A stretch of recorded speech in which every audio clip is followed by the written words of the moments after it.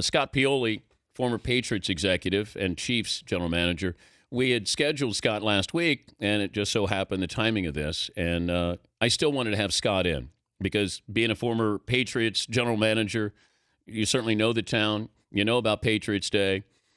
You were kind enough to open up about a tragedy that you witnessed in person with Javon Belcher. And I know you didn't talk about that before, and you haven't spoken about that since, but I did appreciate the honesty with that. So there's a few things I wanted to touch on with Scott, who joins us here in the Man Cave, and also leading up to the draft this final week, all the games that are played.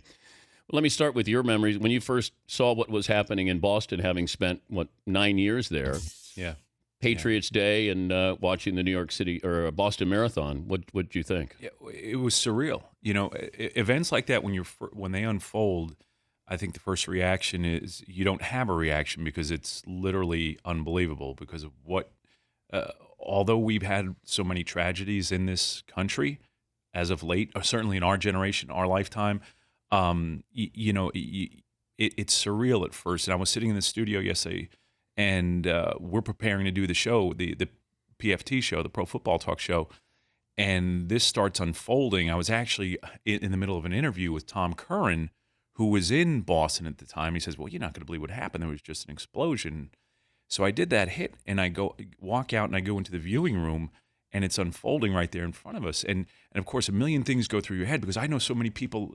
Like you say, Patriots Day is this.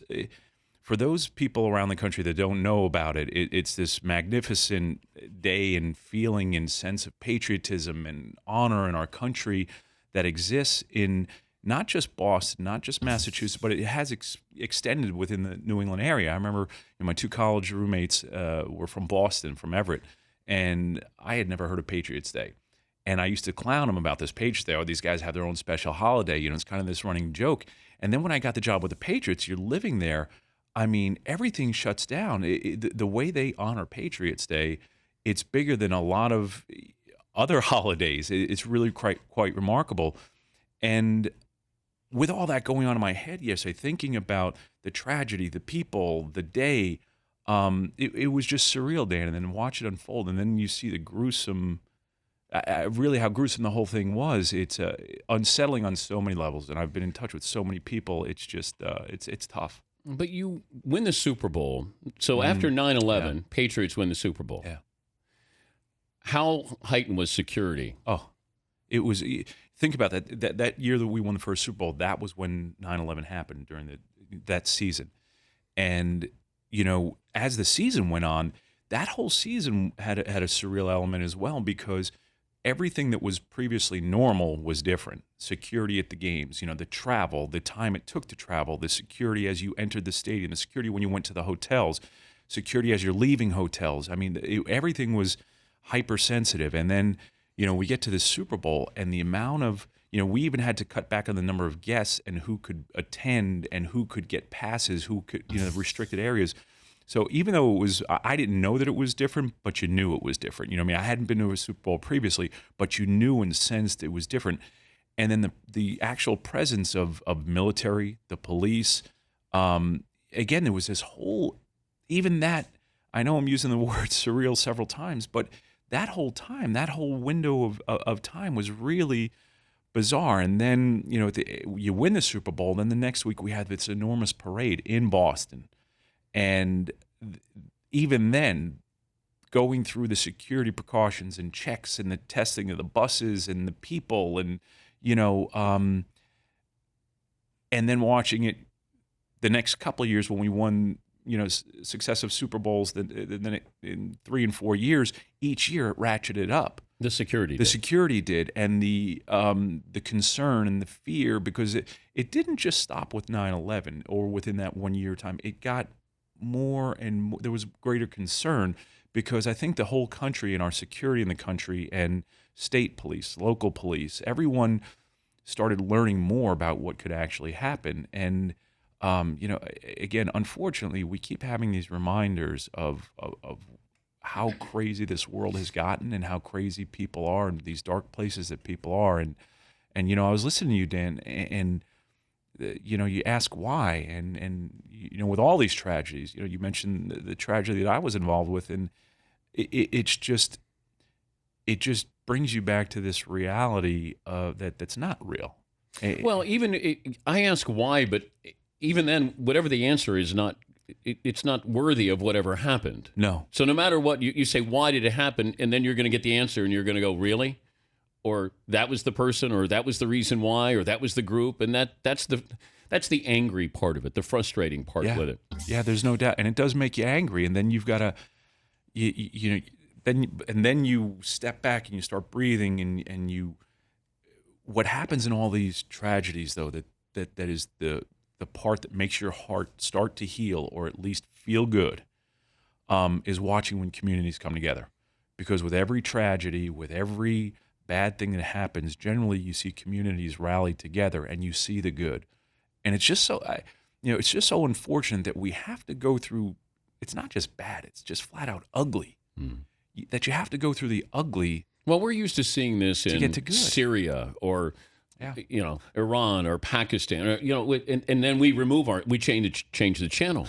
Well, we couldn't do that yesterday. You changed the channel and it was still there. And I think that's where you go, wait, this happened on our soil. And that's where, in dealing with this too, you mentioned the first responders.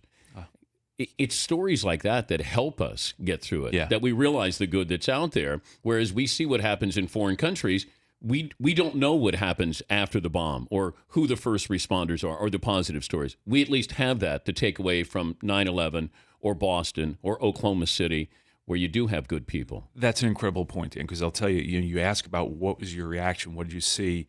When I was watching the video in the room, I was like, the thing that shocked me was the reaction of the people right there where the explosion took place. And people ran away from it. People moved away from it. But then the larger majority of the people ran right towards where the explosion was. And I asked myself that question. And this is a question I would love for people to ask themselves. And not for an answer out loud, but just ask yourself, would you have been one of those people running to help or running away? And, I've gone back and forth here. My immediate reaction was, I'd have been running to help. Well, would it really have been? You know what I mean? Which one of those people would you have been? Where is your heart? What matters? And some of the people that run away, they're thinking, oh my gosh, they're running away not because of fear, but they're running away because they're going to protect someone they love. Where's my child? Where's my, I'm a father, I'm a mother, I've got to, but it was fascinating to me as I watch it time and time again. That's when you start breaking everything down and to see the people that ran to, I want to know who those people are, Dan. You know what I mean? Who are they? How are they made up? Those are the leaders in the world. Those are people with potential. When they go calm, when there is chaos, that's what's remarkable. Scott Pioli, former Patriots executive and Chiefs executive. The last time you were on, you did talk about Javon Belcher. Mm-hmm. And I know we weren't planning on talking about it, the player who committed suicide right in front of you.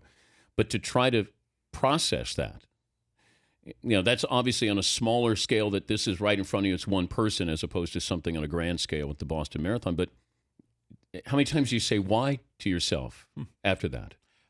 I've said it a lot, and you push it to the deep, dark recesses of your mind, and then something like yesterday happens, and not that you ever want to. I'm even uncomfortable talking about this a little bit now, only because that's a personal situation. This isn't about me. However, the whole psychology behind where is a purpose, where in a person's mind do they get to that place, and why do they get to that place? Right. Not only why did it happen, why did they get there? What is it that we've got broken as a society that allows people to go to that place where Javon went, where others have gone? Because, this whole thing and the Javon situation, what's helped me deal with it on a personal level more than anything is I would love to be able to sit here and say, I wouldn't love to. I'm not a victim. I'm not in a unique situation. Dan, this is happening all over our world, all over our country, every single day. I'm not sitting in, it shouldn't be, oh, poor Scott and the people that were there. There's real victims there. I'm not a victim. I witnessed something, but I'm not a victim. And you think about, I wish some of this stuff was unique or rare, but it's not. And it's happening in how many people are murdered every day? Yeah. How many people commit suicide every day? And that's the unfortunate, rather than looking at that isolated situation, hey, this isn't about me. This isn't about Romeo and the people that were there. gosh, what about we got to fix this. You know, I mean, I don't know how we do, but we've got to find a way, or at least make it better, because I don't know if it ever gets fixed, because we can never get it inside everyone's mind. Well, continue with Scott Pioli. I did want to talk about the draft, certainly with the Patriots, the mindset as you lead up to the draft, the games that are played as a general manager, when the smoke screen, just really what goes on this final week, because we've seen all the film, the combine's done, everything's done. Now it's really getting down to, can you make a grade on a player? So I prefer the smoke screen in here. This is nice. You like the incense in here? Big time. Yeah, it's a Zen-like feel that we're trying to have here.